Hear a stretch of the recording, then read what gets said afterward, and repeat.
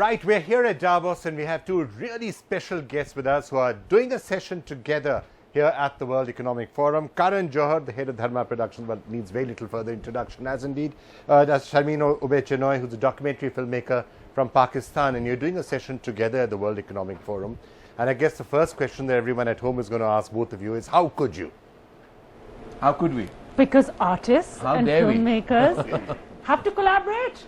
And I think that's a question that possibly if anybody asks, and they won't understand the importance of collaboration in art or just kind of storytelling, whether it comes to a filmmaking or documentary or the kind of spreading the kind of awareness that I think Sharmeen has done with her tremendous work. We are living though in an era of hyper-nationalism, and is that something that I'm going to ask both of you that question, because I'm wondering whether that's causing a certain amount of concern with hyper-nationalism, with, you know, the minute you're doing something, you're doing a film, you're trying something, getting a bunch of people coming on and attacking you. Is that causing concern? Is that leading to self-censorship? Well, there's a lot of fear. There definitely is. I can't lie to you. As a filmmaker, I feel afraid. I feel afraid of sometimes, giving my perspective, whether it's emotional, it's political, or it's religious. There definitely is a self-policing that's happening in my head. Then there's also a fear of censorship, and then there's a fear of what's beyond anyone's control, which is what invariably lands up happening with me. I can't say that I'm not afraid. I don't want to be. I don't enjoy this feeling, because I feel that I want to use celluloid as a medium of expression. I want to be able to tell stories, and I want to make an audience aware of my thoughts and ideologies. But unfortunately, I don't think I have to stick to kind of old-fashioned love sometimes. That's rather sad, right? That it's a pity. For a filmmaker, you've got to suddenly have a voice in your own head saying maybe you shouldn't do it. Even at the height of the Cold War between Russia and the United States, you had cultural diplomacy that took place. Artists and filmmakers and musicians were not generals and politicians. I mean, we're not meant to fight wars. We're about peace, love and happiness and coming together. And at the height... Are you sure? You've got Karan sitting next to you. Why don't you just slug him with something? Hit him with your handbag or something. Hit him with my hand. Just get it out. I'll tell you something, it's our duty as sort of being the moral compass of what society should be like, the things that we should celebrate. We have to find a way to tell the stories we want to tell without censorship. I get what you're saying, but in Pakistan, I'm sometimes wondering that how is it working out for filmmakers like you?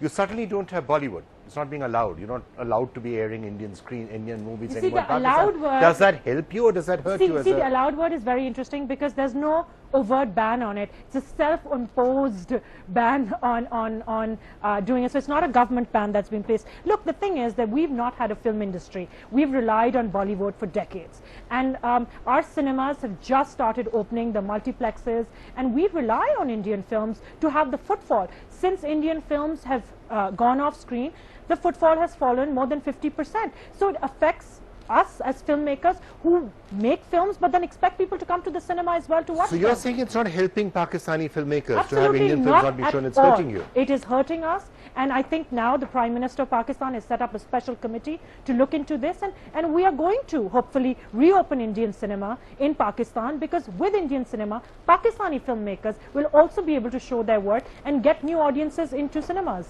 All right, Karan, I know you were saying that yes, there's that voice in the back of your head, but it's not that you haven't dealt with sensitive subjects in the past. Unrequited love, you've done adultery, you've done Muslim identity in the post 9/11 world, and you've been doing all of that. I mean, I know sometimes you crib that people don't take you seriously enough because you're judging dance shows, but at the end of the day, you've done those sort of themes. Are you saying you would not do themes like that anymore? No, that's not true. I would definitely do that, but there will be what I was telling you, Vikram, is what upsets me is that why should I hold any stops back? Why should I hold back at all? But I find myself doing that. Yes, I've dabbled in whether it's sexuality or it's, searching for your identity in the world of a misinterpreted religion, or also whether it's to do with with emotional facts like infidelity. I've always tried to push the envelope. The fact that I don't get credit for it is just purely my personality issue. But that's a separate issue. You're doing too many things. No, it's a problem. Yeah. You got too many things to do. No, it's not. I enjoy doing things that the regular expected filmmaker don't do. Yeah. Like you're not expected a filmmaker to start dancing on a reality show. You're but dancing, that's a separate thing. You're doing talk shows. You're yeah, reading a book. And in talk show there's sexual innuendo. There's all kinds of things happening. There's conversation happening in drawing rooms. It could either offend you or you could feel that it's progressive. If you look at it, it's how you look at it. No, I will not stop doing things that I believe that I feel the need to do. But yes, what upsets me and what saddens me more than upsets me is that I feel that there is a certain amount of self-censorship that I think restricts the outer boundaries of our creativity. But you know, and you've written a column for NDTV.com about this also, about not having censorship and there shouldn't be censorship. Is that coming from outside, or as she was saying in the film industry in Pakistan among film owners, is it more that internal voice? So is there anybody, the censor board of course has also been doing it. The censor board has come out and asked cuts in many films, and there's been led to a ruckus. You know, I have to say, in the recent lot of films in the last year and a half, we as a company haven't combated any issues with the censor board at all, actually. It's been actually very fluid, and it's been all good on that account. It's more the fear of what will happen at that weekend of your release, where you are suddenly like, you know, like almost like, you know, you don't know if the film that you worked at for nearly 2 years will suddenly have an issue. Like, I know for a fact My Name is Khan didn't release in the state of Maharashtra in its opening weekend. I know I faced that issue. I know I lost that audience. Perhaps I never gained it back. Then I know that during Edil Mushkil there was the crisis that happened right before. I have FIRs that are always coming my way for anything that is ever said. I don't even want to tell you the kind of points that are sometimes raised and the legal matters at my office, which has an entire legal department all ready before every release, because you never know what's going to come your way. So what happens is, while you're running a conglomerate, you're running a studio, you are also creative, and yet you are a commercial voice. You're accountable to your company and what happens with your money and investments, etc. So there is this constant voice in your head that divides you at every point of time. While I may be liberal and left-wing in so many approaches of my life, there is also a businessman in me that, and I have to honestly say this, that curtails a lot of my decisions. So there's a commercial, but in Pakistan, is there more of a overt voice which also comes in? The thing is that, like, look, we live in difficult countries, okay? So when you pick up an issue or when you push the boundary, there will be blowback. Whether it's for him or whether it's for me or whether for any of the artists that live in our thing. But obviously we know that we have a voice. People listen to what we say. People follow us. That's why the blowback is even greater, because they know what the impact of our voice is in the countries. And that, I think, is something that is worth thinking about as well. So in Pakistan, for example, I talk about very controversial things. There are very many people in Pakistan who think I shouldn't be talking about those things. And at the same time, as like Karan has, a lot of people who support what he does, and what, you know, people like myself in Pakistan. And I think that we have to sometimes continue to find our inner voice and do the things that we want to do. Well, I think it's also important to note that Sharmin's work, which is tremendous, has also been internationally accepted, and of course her Academy Awards validate that.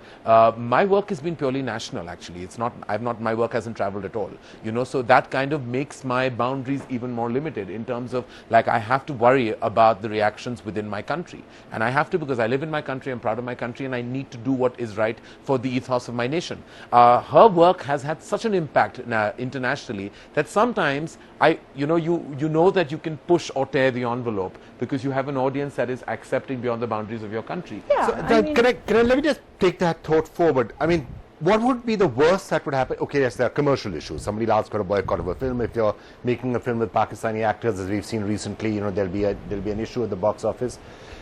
But one thing which will happen, which perhaps we all need to just get used to, not just in India, not just in Pakistan, but all around the world, the trolling, the Twitter, all of that will happen. You were one of the people who really pushed Twitter in India, and then you got off it just because of the sheer volume of abuse and trolling that you were encountering. And I remember you writing, saying, why do I want to expose myself? Vikram, that doesn't bother me anymore. I've built like an armor of steel that can combat any amount of Twitter trolling. I wake up to abuse every morning, and that's not a problem anymore. I've gone from anger to indifference to now complete amusement. It doesn't bother me. The trolling, the backlash, the criticism, every single day you receive that in abundance, to do with your personal life, your professional life, comments you make, the status you have in general work-wise or anything else.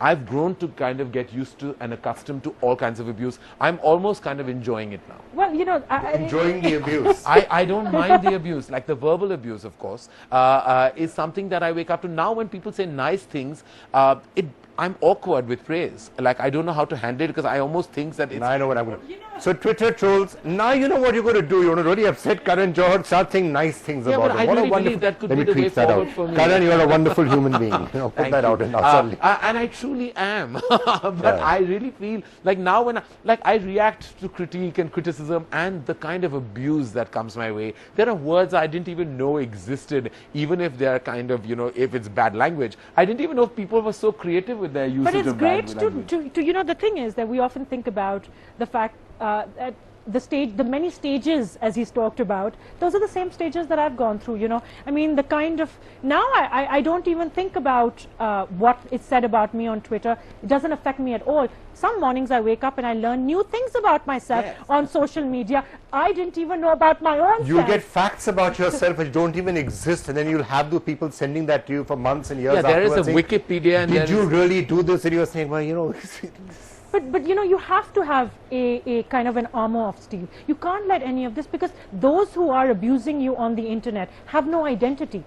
We have an identity. People know who we are. We're not hiding behind some fake name, some fake address, some fake things. I mean, all you know, it's one guy with 100 passwords logging in to abuse one person. So, you know, you cannot let that phase you. That may not entirely be untrue. Exactly. Now, but final Vikram, I have to question- say yeah. just one thing, one thing. I'm in the show business, and the one thing that will bother me the most is indifference.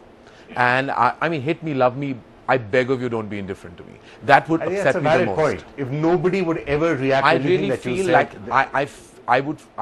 I feed off their worry and their concern, because if they were indifferent to me, that would shatter me completely. So, moral of the story, send him lots and lots of messages right now, and if you really want to bug him, make them nice messages. That's what you're going to do. That to would really rattle upset me. Karan. Yeah, that's really going to upset It me. would just worsen my day. Last question to both of you. It's, you know, you said that we live in sometimes in difficult countries when it comes to this sort of, but it's not only a Pakistan issue, and it's certainly not only an India issue. This might be a trend that we are seeing around the world. Look what's happening in the United States. Of course. Where you're having somebody who's taking over right now as the President of the United States, who days before his inauguration is spending a lot of his time attacking Saturday Night Live for what they might be doing in a comedy show about Or him. Meryl Streep. Or Meryl Streep.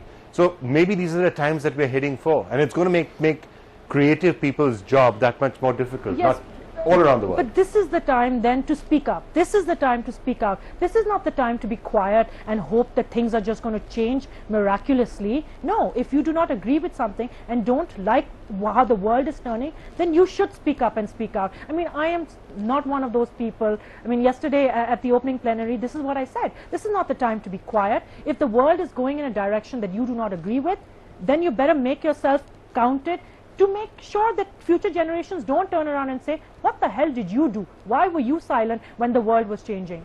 That's a very good point. Do you agree with that? I agree with speaking out, and I do think that you have to have a perspective and, you know, a point of view. But I'm also of the opinion sometimes that I believe that a loud noise need not be as loud as it needs to be. Even sometimes we're in times where a whisper will be heard, because there is so much acceptance even to that whisper. So when I mean whisper, it's symbolic for subtlety. Sometimes nuance and subtlety where it comes to the arts. I think that you can make your point and you can do it in a nuanced manner. You don't need to scream it out loud, because people, I think, get completely defensive when that happens.